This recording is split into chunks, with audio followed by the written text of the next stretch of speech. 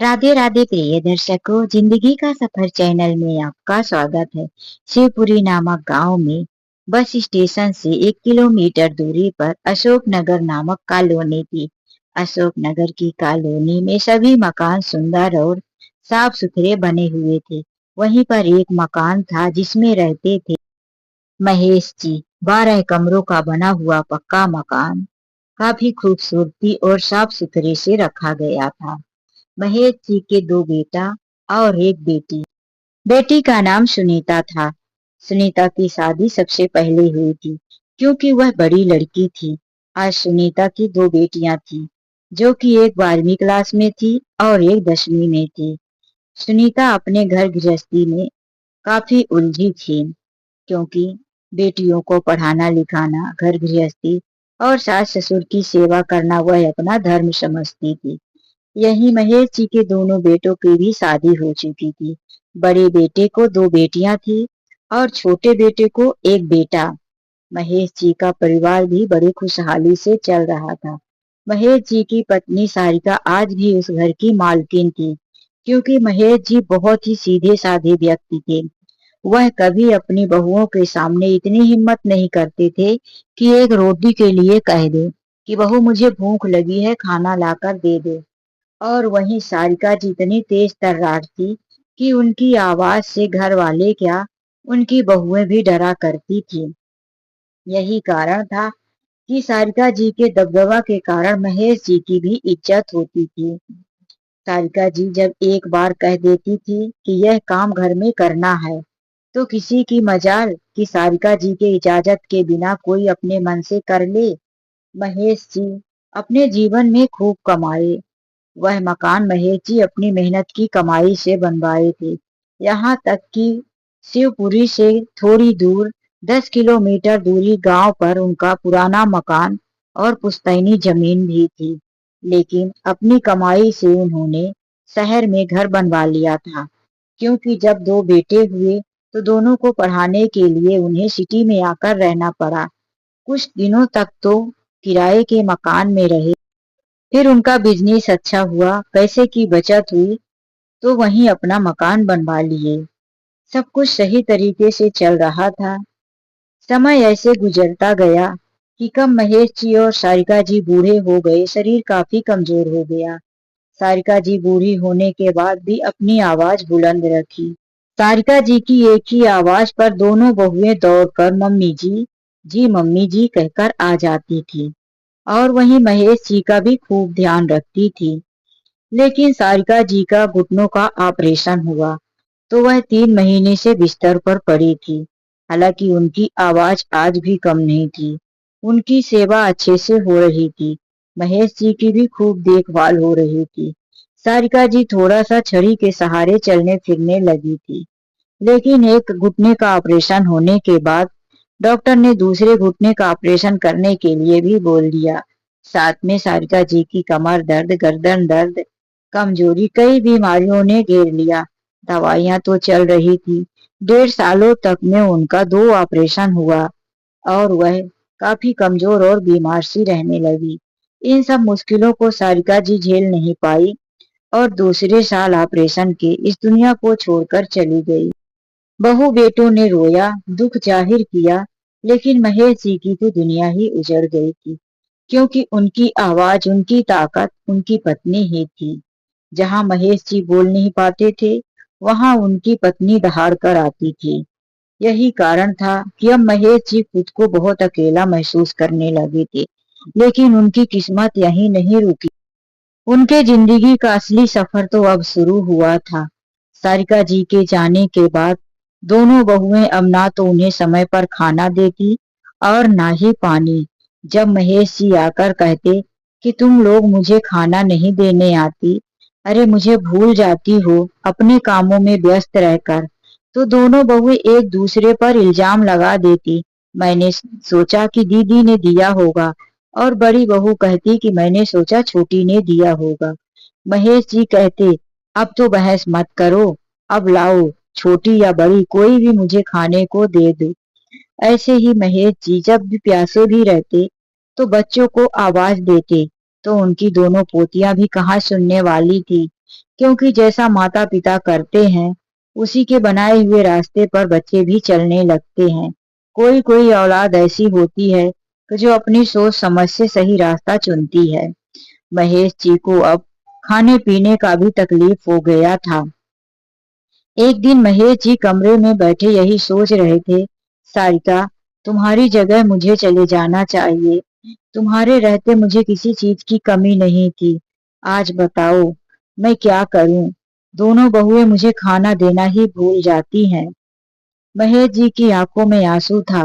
दोपहर के 3 बजा था। अभी तक कोई बहू उन्हें खाना लाकर नहीं दी थी। बर्तन धोने की आवाज आ रही थी। इसका मतलब सबने खाना खा लिया था और बर्तन धोया जा रहा था। तभी दोनों बेटे कमरे में आकर कहते हैं, पापा, आपसे कुछ कहना है। महेश जी पहले ही बोल पड़े, तुम लोग मुझे क्या कहोगे? मेरी बात सुनो। तुम्हारी पत्नियां हमें समय पर खाना नहीं देती। बताओ, अभी तक मैं भूखा बैठा हूँ। बड़े बेटे ने कहा, यह गलत बात है। उसने अपनी पत्नी को आवाज दिया और कहा, जल्दी से पापा जी के लिए खाना लेकर आओ।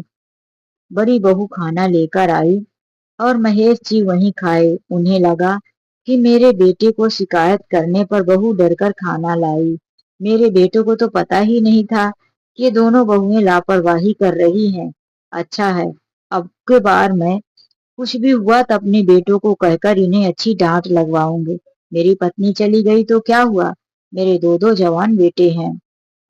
यही सोचकर वह खुशी खुशी खाना खा लिए।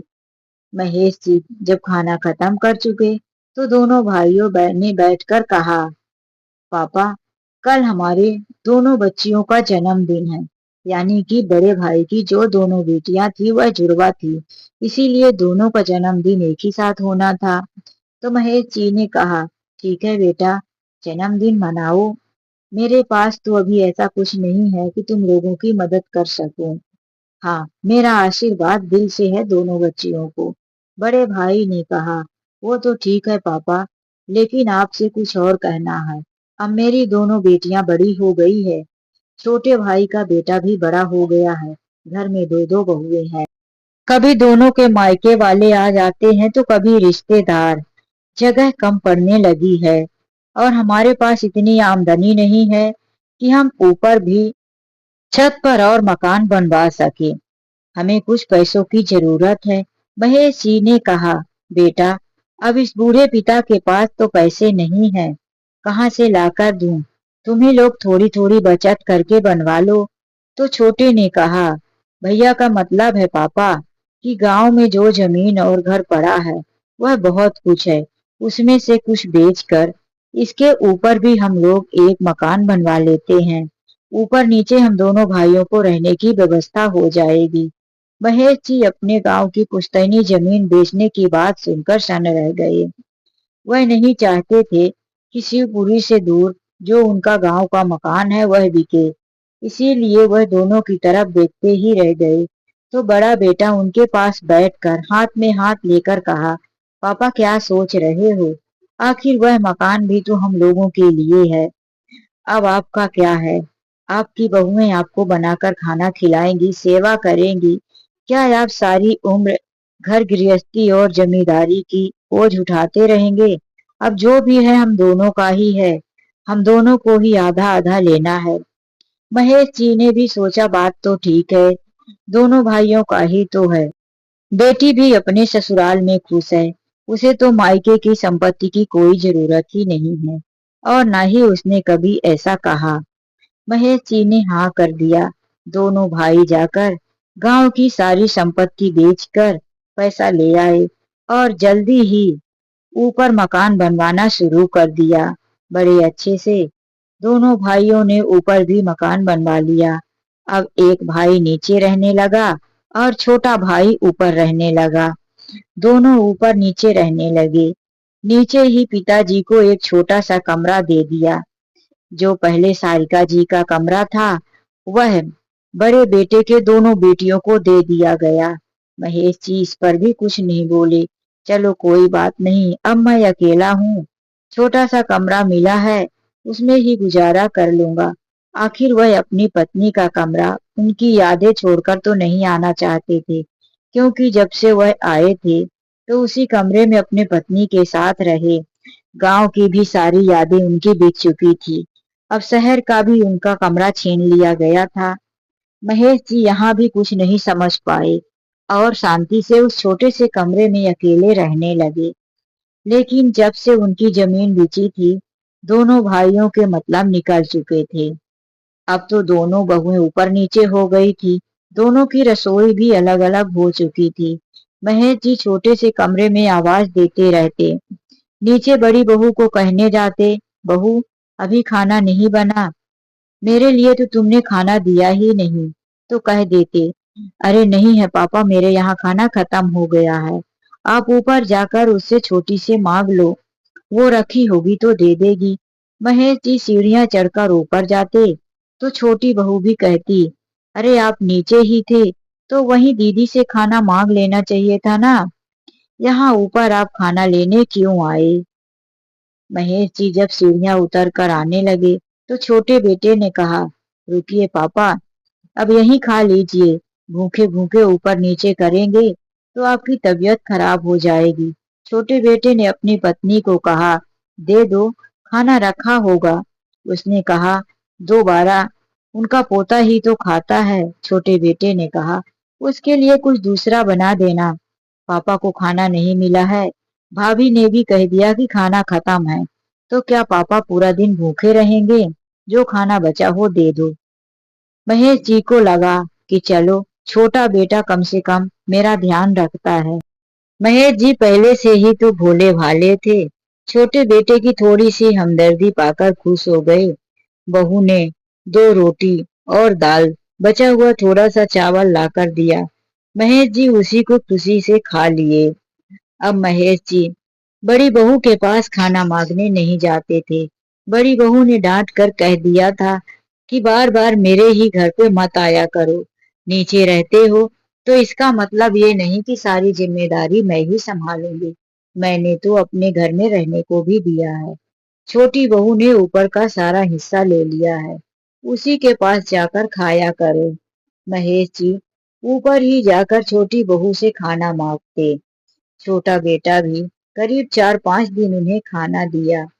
लेकिन एक दिन महेश जी 1 बजे सीढ़ियां चढ़कर छोटी बहू के ऊपर खाना खाने जा रहे थे तो छोटी बहू कह रही थी, तुम्हारे समझ में नहीं आता क्या, जब भाभी ने खाना देने से मना कर दिया है, वह तुम्हारे पिताजी का भार उठाने से मना कर दिया। उनकी तो कमाई भी ज्यादा है और तुम हो कि अपने पिताजी को अपने ही घर में बैठाकर खिला रहे, और ऊपर से तुमसे दवाइयों का पैसा भी मांगते हैं। क्या हमने अकेले दवाई और खर्चे का ठेका लेके रखा है? दोनों भाइयों को बराबर फर्ज बनता है। जब तुम्हारा बड़ा भाई उन्हें खाना नहीं दे रहा है तो मैं भी क्यों दूं? छोटा भाई भी अपनी पत्नी की बात सुनकर थोड़ी देर सोचा, फिर बोला, तुम ठीक कह रही हो, मुझे भैया से बात करनी पड़ेगी। 1 हफ्ते से हो गया, रोज दोपहर को पापा सीढ़ियां चढ़कर मेरे ही घर पर खाना मांगने आ जाते हैं। भैया को बोलता हूँ, अगर सेवा नहीं कर सकते तो पापा को किसी वृद्धा आश्रम में ले जाकर रख दे। आजकल तो बूढ़े लोगों के लिए वृद्धा आश्रम भी बन गए हैं। मैं भी अकेले जिम्मेदारी नहीं संभाल पाऊंगा। छोटी बहू ने कहा, यही तो मैं समझाना चाहती थी कि इस महंगाई में अकेले हमारे बस की बात नहीं है। यह बात महेश जी बाहर खड़े खड़े सुन लिए थे। सीढ़ियां जो चढ़कर गए थे पसीने से तरबतर थे। भूख से पेट में कुलबुलाहट उठ रही थी। फिर भी महेश जी सीढ़ियां उतर कर आए। अब दोपहर के 1:30-2 बज रहे थे। भूख काफी लगी हुई थी। कमरे में अपनी पत्नी की तस्वीर लगाए थे, माला चढ़ा था। तस्वीर को देखकर रोने लगे। देखो सारिका, आज मुझे एक पेट खाना नहीं मिल रहा है, भूख के मारे तड़प रहा हूँ। एक तुम थी कि तुम्हारी आवाज सुनकर दोनों बहुएं मम्मी जी कहकर आ जाया करती थी। तुम्हारी जगह मैं चला गया होता तो कम से कम मुझे ये दिन नहीं देखना पड़ता। आंसू पोंछ कर रोते हुए बैठे रहे, अपनी किस्मत को कोसते रहे। किसी तरह से 4 बजा तो वह अपना चप्पल पहने और अपना गमछा उठाए पार्क में पहुंच गए। थोड़ी थोड़ी धूप और गर्माहट थी, हवा गर्म थी, इसीलिए एक पेड़ के नीचे बने हुए सीमेंट के चेयर पर बैठ गए। अभी लोग भी पार्क में कम थे। 5 बजते बजते पार्क में लोग आने लगे, उनके साथ के लोग भी आने लगे। उनके बगल में आकर मोहन जी बैठ गए, जो कि उनके पक्के मित्र हुआ करते थे। मोहन जी ने देखा कि महेश जी का ध्यान कहीं और है। उनके बैठ जाने का आभास भी उन्हें नहीं हुआ। उन्होंने पैर में हाथ रखकर कहा, अरे महेश भाई, तुम आज कहाँ खोए हो? मैं यहाँ आकर बैठ गया, तुम्हें पता भी नहीं चला। महेश जी चौंक कर बोले, अरे हाँ, मैं कुछ सोच रहा था दोस्त। लेकिन आज उनके सोचने का अंदाज कुछ अलग था। मोहन जी ने कहा, ऐसा क्या सोच रहे हो कि तुम्हारे बगल में आकर बैठा, पता भी नहीं चला। महेश जी ने कहा, कुछ खास नहीं, बस ऐसे ही। महेश जी के मुंह से आवाज नहीं निकल रही थी। सुबह से कुछ खाए नहीं थे, काफी कमजोर सा चेहरा लग रहा था, मुरझाया हुआ, धीमी आवाज, होंठ सूखा हुआ। मोहन जी ने कहा, बताओ, आज यह कुछ सोचने वाला शरीर नहीं है तुम्हारा। तुम कुछ बदले से लग रहे हो। तुम्हारे चेहरे पर उदासी साफ नजर आ रही है। मुझसे नहीं कहोगे? मैं तो अपनी एक एक बात तुम्हारे सामने कहकर अपना मन हल्का कर लेता हूँ, और तुम मुझसे अपनी बात नहीं बताओगे। महेश जी छुपाने की कोशिश करते रहे, लेकिन मोहन जी उनसे पूछते ही रहे, यार बताओ ना, क्या हुआ है? तो महेश जी की आंखों में आंसू आ गए, रोने लगे और रूंधे हुए गले से बोले, क्या बताऊं यार, मेरी दोनों बहुओं ने आज मुझे खाना नहीं दिया। सुबह से अन्न का एक दाना नहीं खाया हूँ। बड़ी बहू ने तो पहले ही मना कर दिया था कि मेरे घर पर आकर रोज खाना मांगा मत करो। छोटी बहू ने हफ्ते भर खाना दिया, मन से तो नहीं देती थी, फिर भी जैसा भी देती थी थोड़ा बहुत दे ही देती थी। लेकिन आज उसने भी खाना देने से मना कर दिया।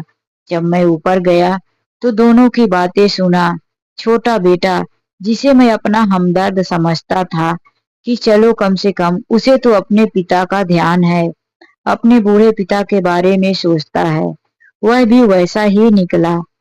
सारी बातें जो भी महेश जी ने सुना था अपने दोस्त को बता दिया, और दोनों हथेलियों से चेहरा छुपाकर फूट फूट कर रोने लगे। मोहन जी ने हाथ हटाते हुए कहा, मत रो, यहाँ कितने लोग बैठे हैं, क्या सोचेंगे?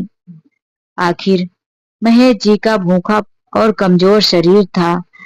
जब खाली पेट रहता है तो इंसान की लाज शर्म और ईमान डगमगा जाती है।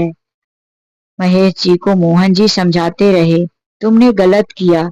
जो भी अपनी गांव की पुश्तैनी जमीन और प्रॉपर्टी था, उसे बेचकर तुम्हें नहीं देना चाहिए था। कम से कम आज वहां जाकर आराम से रहते। अब दोनों बेटे अलग अलग ऊपर नीचे किचन बना लिए, अपना अपना बंटवारा कर लिए। अब दोनों का जम गया है, तुम्हें कौन पूछता है दोस्त? नहीं देना चाहिए था सब कुछ। महेश जी ने रो कर कहा, मुझे थोड़ी ना पता था कि यह मेरे साथ सब कुछ होने वाला है। मोहन जी कुछ सोच लिए, फिर बोले, अच्छा तुम मेरे साथ चलो। वह उठाकर ले गए। महेश जी पूछते रहे, कहाँ चलना है? वह उन्हें एक होटल में लेकर गए। उनकी जेब में 50 रुपए पड़ा था।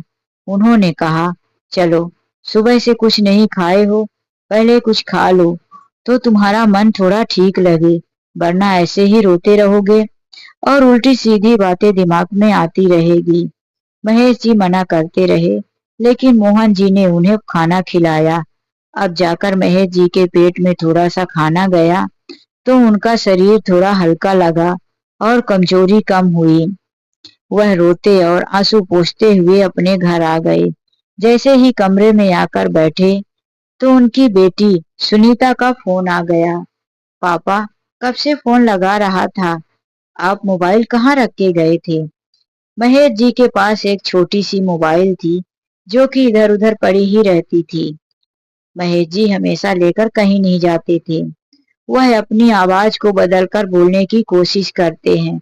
कुछ नहीं बेटी, पार्क में चला गया था। बेटी ने कहा, अपना ध्यान रख रहे हो पापा की नहीं? खाना पीना समय से भाभियां दे रही हैं? समय से दवाई ले रहे हो कि नहीं? महेश जी ने कहा, हाँ बिल्कुल, तुम्हारी दोनों भाभियां मेरा खूब ध्यान रखती हैं। खाना ही खाकर तो टहलने गया था, लेकिन उनकी आवाज रूंधी हुई थी, भले ही वह जुबान से कुछ कह रहे थे। यह बात सुनीता को कुछ ठीक नहीं लगी। महेश जी रात को फिर से ऐसे ही सो गए। अगर उनके दोस्त उन्हें कुछ खाने को नहीं देते तो दोनों बहू और बेटे उन्हें पूछने भी नहीं आए थे। सुबह ही जब महेश जी पार्क में गए टहलने तो आज उनको काफी कमजोरी लग रही थी। उनके दोस्त ने कहा, कुछ खाना मिला कि नहीं? महेश जी ने कहा, दोनों अपने अपने काम में व्यस्त हैं। बच्चों को स्कूल छोड़ना, टिफिन बनाना, मुझे अब कोई पूछने वाला नहीं है। मोहन जी एक छोटे से टिफिन में 2 इडली और थोड़ी सी चटनी लाए थे, क्योंकि मोहन जी के घर पर भी बेटे बहू का ही राज था। उनके लिए नाश्ता दिया गया था, उसी में से बचाकर वह अपने दोस्त के लिए लाए थे और बोले, लो यह नाश्ता कर लो, दोपहर तक देखो, अगर खाना दिए तो ठीक है, नहीं तो कुछ तो करना पड़ेगा। देखो, अगर तुम आवाज नहीं दोगे, आवाज नहीं उठाओगे, जुर्म सहते रहोगे तो ऐसे ही दबकर रह जाओगे। बोलना सीखो यार, कब तक चुप रहोगे? भाभी जी थी तो तुम्हें कुछ बोलना नहीं पड़ता था। महेश जी ने कहा, क्या करूं, अपने ही बच्चे हैं, क्या बोलूं, किससे झगड़ा करूं? वह फिर से आंसू बहाकर रह गए। दोपहर को जब गए तो दोनों को इंतजार करते रहे कि कोई तो पूछने आएगी, लेकिन दोनों ही पूछने नहीं आई। 12 बजा तो घर की डोर बेल बजी। बड़ा बेटा जाकर दरवाजा खोला तो सामने सुनीता खड़ी थी। सुनीता को देखकर महेश ने कहा, अरे दीदी तुमने तो आने की खबर भी नहीं दी। पीछे देखा तो वकील खड़े थे। सुनीता ने कहा, सारी बातें यहीं पूछ लोगे, घर में आने को नहीं बोलोगे? वह अपने भाई को साइड में करके कमरे के अंदर घुस आई। वकील को देखकर बड़ा भाई बोला, समझ गया दीदी तुम क्यों आई हो। तुमको पता चल गया है ना कि हम दोनों भाइयों ने घर का बंटवारा कर लिया है, तो तुम हिस्सा लेने आई हो। तुम्हारे पास तो सब कुछ है, फिर तुम्हें मायके में हिस्सा लेने की जरूरत क्या है? इतने जोर जोर से बड़ा भाई चिल्लाकर बोल रहा था कि ऊपर दोनों भाई, जो छोटी भाभी और भाई था, वह भी नीचे आ गए। दोनों ने भी बड़े भाई की राग पर ही बोलने लगे, हाँ दीदी, आपको ऐसा नहीं करना चाहिए, आप तो डायरेक्ट वकील लेकर आ गई। सुनीता ने जोर से चिल्लाया, खबरदार, अगर तुम दोनों ने मेरे ऊपर झूठा आरोप लगाया तो मैं यहाँ तुम दोनों की संपत्ति लेने नहीं आई हूँ। भगवान की कृपा से मेरे पास सब कुछ है। मैं यहाँ अपने पापा को न्याय दिलाने आई हूँ। कहाँ है मेरे पापा? सुनीता ने उसी कमरे की तरफ तेजी से कदम बढ़ाया जहां उसके पापा मम्मी पहले रहते थे, लेकिन दरवाजा खोलते ही उस कमरे का माहौल बदला हुआ था। वहां बड़े भाई की दोनों बेटियां पढ़ रही थी। सुनीता ने पूछा, तुम्हारे दादाजी कहाँ हैं? मेरे पापा। तो दोनों बेटियों ने कहा, बुआ, अब यहाँ दादाजी नहीं रहते, यहाँ तो अब हम दोनों रहती हैं। मम्मी पापा ने उन्हें वह पुराना वाला स्टोर रूम दे दिया है जिसमें घर के पुराने सामान रखते थे पहले। यह सुनकर सुनीता को और गुस्सा आया। वह स्टोर रूम की तरफ गई तो देखती है वहां पर 2 पुरानी जंग लगी हुई टूटेली अलमारी थी, जिनमें खाली खाली डिब्बे, लोहे के पुरानी टूटी संदूक और पुराने गद्दा बिस्तर, खाली बॉटल डिब्बा रखा हुआ था, और वहीं एक छोटा सा चारपाई जिसमें उसके पिताजी पड़े थे। सुनीता ने जोर से आवाज दिया, पापा। बेटी की आवाज सुनकर वह चौंक कर बैठ गए। सुनीता, मेरी बच्ची, तू कब आई? सुनीता ने कहा, पापा बाहर आई सब बताती हूँ। बाहर आए तो देखते हैं कि बेटी के साथ वकील भी हैं। यह देखकर महज जी घबरा गए। मेरी बेटी के साथ कुछ उल्टा सीधा हो गया क्या? मैं तो परेशान ही था। माँ भी दुनिया से चली गई। तो उन्होंने घबरा कर पूछा, बेटी वकील लेकर क्यों आई है? तू ठीक तो है ना? तुझे कोई परेशानी तो नहीं है? नहीं पापा, मैं ये वकील साहब को आपके लिए लेकर आई हूँ, आपको न्याय दिलाने। बेटी की बात सुनकर महेश जी ने कहा, अरे मुझे क्या हुआ है? किस बात का न्याय दिलाएगी? मैं तो बिल्कुल ठीक हूँ। तेरी दोनों भाभियां, तेरे दोनों भाई मेरा कितना ख्याल रखते हैं। सुनीता ने कहा, पापा मुझे सब पता है। आपने जिसके साथ अपना दुख बांटा था, उन्होंने मुझे सारी बात बता दी है। आपको छुपाने की कोई जरूरत नहीं है। आप 2 दिन से भूखे प्यासे तड़प रहे हो और यह दोनों अपने अपने घर में मजे से बना खा रहे हैं।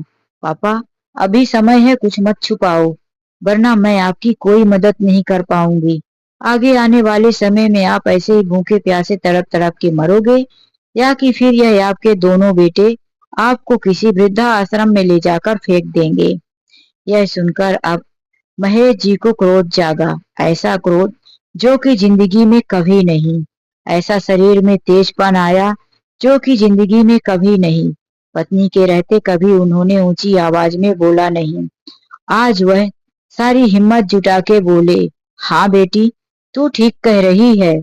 अगर मैं आज भी चुप रहा तो जरूर मैं भूखा प्यासा मर जाऊंगा या किसी वृद्धा आश्रम में सड़ सड़ के मरूंगा। इन तेरे दोनों भाइयों ने सब कुछ वैसा ही किया है जैसा कि तूने सुना है। हुआ यह था कि जब महेश जी घर आ गए थे तो उनके दोस्त मोहन जी सुनीता को फोन लगाए थे। सुनीता का नंबर उनके पास ऐसे था कि कभी कभी सुनीता पापा के मोबाइल पर फोन लगाती तो फोन वह उठाते नहीं थे। वह अपने पास मोबाइल नहीं रखते, तो वह मोहन अंकल का भी फोन रखी थी नंबर, तभी उनको फोन लगा देती थी और हालचाल पूछ लेती। तो वह बताते कि हाँ बेटी, तेरे पापा मेरे साथ गार्डन में टहल कर गए हैं, बैठ कर गए हैं। इसीलिए उनके पास नंबर था और वह सुनीता के पास कॉल करके सारी बात बता देते हैं। और सुनीता समझ गई कि मुझे पहले से ही कुछ था कि जरूर पापा के साथ कोई गड़बड़ हो रहा है, लेकिन इतनी बड़ी मुश्किल में पापा है उसे नहीं पता। वकील साहब ने कहा, अब घबराने की कोई बात नहीं है, सब कुछ ठीक हो जाएगा। पहले आप यह बताइए कि आपको इस छोटे से कमरे में रहने के लिए किसने दिया? वकील साहब की बात सुनकर महेश जी ने कहा, देख ही रहे हैं, मेरे दोनों बेटों ने ऊपर नीचे का मकान ले लिया, गांव की सारी जमीन बिचवा दिया और यह मुझे छोटा सा कमरा दिया। खाने को भी दोनों ने मना कर दिया है। अब मैं क्या करूं और कहाँ जाऊं? वकील साहब ने कहा, यह मकान जिसमें अभी रह रहे हैं किसके नाम पर है? तो महेश जी ने कहा, यह तो मेरे नाम पर ही है। मेरी पत्नी ने जबरदस्ती मेरे नाम पर करवाया था। मैं तो पहले ही कह रहा था कि दोनों बेटों के नाम कर दो। तो वकील साहब ने कहा, आपकी पत्नी काफी समझदार थी, इसीलिए उन्होंने यह सब कुछ नहीं किया। जाइए आप इसका पेपर लेकर आइए। महेश जी वही पुरानी अलमारी में से पेपर निकाल कर लाए। आज भी वह शहर में बना हुआ मकान महेश जी के नाम पर ही था। दोनों बेटों ने सोचा था गांव की जमीन तो भिजवा दिया, पापा को बोलना आता ही नहीं है, थोड़ा और समय गुजर जाए, इसी दिन बहला फुसला कर इस प्रॉपर्टी का भी पेपर अपने दोनों भाइयों के नाम करवा लूंगा। लेकिन पूरे समय आने से पहले ही सुनीता वकील लेकर पहुंच गई थी। पेपर देखकर वकील साहब ने कहा, यह प्रॉपर्टी आज भी आपके नाम है, आप इसे जैसा चाहे वैसा उपयोग कर सकते हैं। सुनीता ने कहा, वकील साहब अब पापा वैसा ही करेंगे जैसा मैं बोलूंगी। वकील साहब को बोली कि आप नोटिस लिखिए कि यह मकान यह दोनों खाली कर दे और जल्दी से जल्दी यह नोटिस जारी करवा कर लाइए। वकील साहब ने कहा कि जब तुमने मुझे फोन करके बताया था कि जमीन वह घर पापा के नाम है, तो मैंने पहले से ही नोटिस बना लिया है। यह लो, इसमें 24 घंटे का आर्डर है। 24 घंटे में तुम्हारे दोनों भाइयों को यह घर छोड़कर खाली करके जाना पड़ेगा। अब दोनों बहू और बेटे जो यह सारी बातें सुन रहे थे, दोनों के पैरों तले जमीन सरक गई। दोनों के घमंड उतर चुके थे। दोनों अपने पापा के पास आकर कहने लगे, पापा, हमने तो इतना बड़ा कोई पाप भी नहीं किया कि हम घर छोड़कर जाएं। पापा, हमें माफ कर दो। हम बस अपना नया नया गृहस्थी जमाने के चक्कर में आपको ध्यान नहीं दे पाए। हमें माफ कर दो। अब हम दोनों बहुएं मिलकर आपकी खूब सेवा करेंगे। आपको किसी भी चीज का शिकायत नहीं देंगे। आप हमें सिर्फ 1 महीने का मौका दे दो। वैसे भी महेश जी का कोमल हृदय था। दोनों बहू और बेटे के इस तरह से रोने और गिड़गिड़ाने की हालात को देखकर वह बोले, ठीक है, मैं तुम दोनों को देखकर तो कुछ करना नहीं चाहता, लेकिन तुम्हारी दो दो बेटियां हैं और उसका एक बेटा।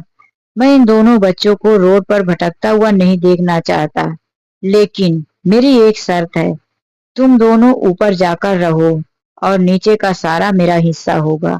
ऊपर में जैसे बन पड़े वैसे बांट लो। नीचे मैं एक कमरे में रहूंगा, बाकी के अपना सारा किराए से दे दूंगा और मैं अपने पुराने ही रूम में रहूंगा।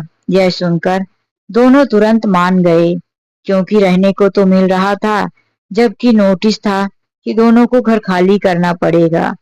महेश जी अब अपने पुराने वाले कमरे में आकर रहने लगे थे और बाकी के कमरों को उन्होंने किराए से दे दिया था। उनके पास अब 15,000 रुपए महीने के किराए भी आने लगे थे, लेकिन उनकी दोनों बहुएं भी अब उन्हें एक एक टाइम का खाना और 2 टाइम का चाय नाश्ता देने लगी थी। महेश जी को अब इतना मिल रहा था, वही काफी था। दवाइयों के खर्च के लिए उनके किराए से पैसे आ जाते थे और उन्हीं पैसों से देख रेख के लिए सुनीता ने उनके लिए एक लड़का रख दिया था, जो कि उनके साथ रहकर 24 घंटे उनकी देख रेख करता। महेश जी को अब पहले से काफी आराम हो गया था। वह अपनी बेटी को बहुत धन्यवाद देते रहे और कहने लगे, बेटी, यह नीचे का घर तेरे नाम करूंगा। लेकिन सुनीता ने साफ मना कर दिया, नहीं पापा, मुझे आपकी कोई प्रॉपर्टी नहीं चाहिए।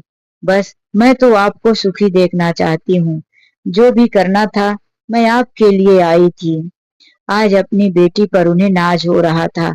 आज अगर उनकी बेटी नहीं आई होती तो ना जाने उनके साथ उनके बेटे क्या क्या करते। शायद 2-4 दिन के बाद उन्हें वृद्धा आश्रम ही छोड़कर आए होते। जिस बेटी को वह बोझ समझकर कम पढ़ाए लिखाए, किसी नौकरी के काबिल नहीं बनाए, आज वही बेटी उनकी डूबती हुई नैया को पार लगाई। तो दोस्तों, यह कहानी सुनकर आपको कैसा लगा? कहानी अच्छी लगी हो तो लाइक और कमेंट जरूर करना। जाने से पहले चैनल को सब्सक्राइब और वीडियो को लाइक करना मत भूलना। राधे राधे, जय श्री कृष्णा।